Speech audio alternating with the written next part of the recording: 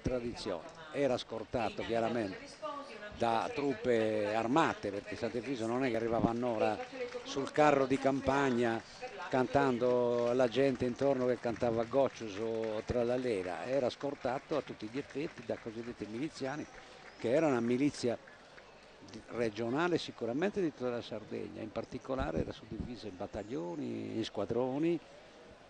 Cagliari ne aveva quelli di Villanova, dei miliziani, ma c'erano anche miliziani di Dolianova che venivano a scortare il santo, quelli di Decimo Puzzo, di Villacidro, di Assemini.